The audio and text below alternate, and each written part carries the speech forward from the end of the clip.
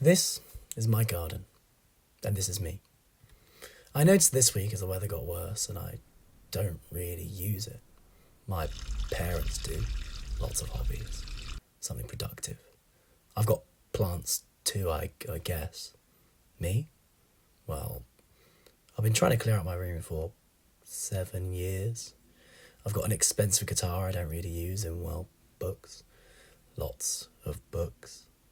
Mostly my days this summer have composed of hoovering up leftovers, doom scrolling, gaming. Lots and lots of gaming. Yes, it's been grey, but is that really an excuse? I'm a student at the University of Cambridge studying English, and sure, the English experience isn't the most gruelling of tasks.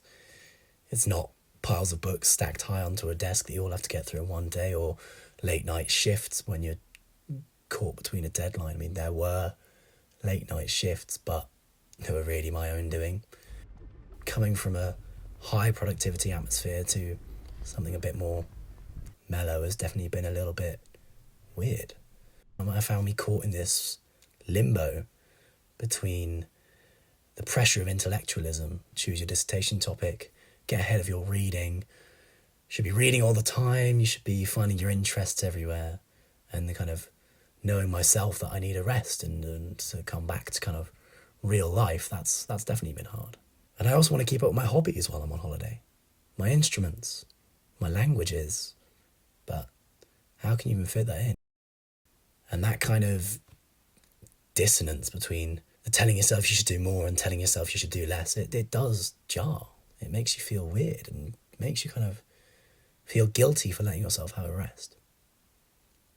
I'll be going on a bike ride and enjoying myself in the sun, and then I'll come back and sit down for an hour or two and write an article for the university paper, and even that isn't like my course, it's still work. And the problem with this is, it doesn't really accomplish anything. Yeah, no. I'll hit the end of my day and think, well, I'm not really that relaxed. I'm just more tired.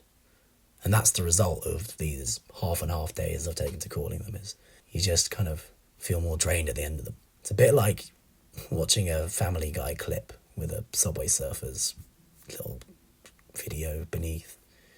So you're kind of listening, but when you get to the end, you've been sat there for 2 minutes, and you realise that you haven't really been watching either. I tried so hard. So I caught the train to my cousin's house.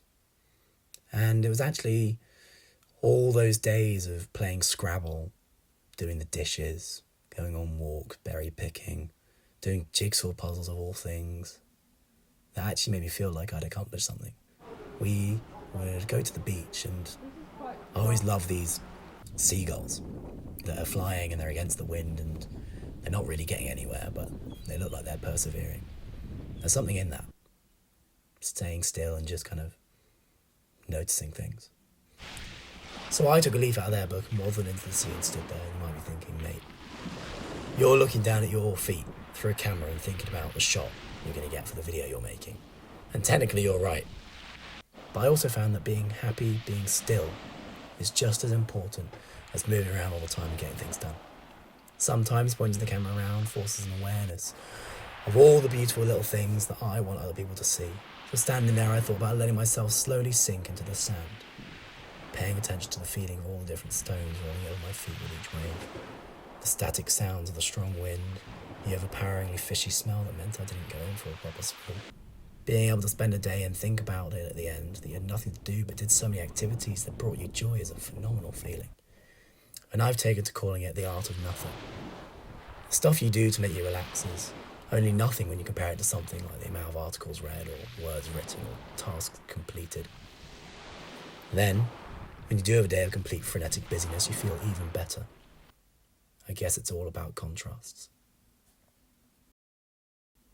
Next time, I'm always going to sit still for a little longer, listen a little more intently, notice the small things, and slowly realise that nothing is really everything.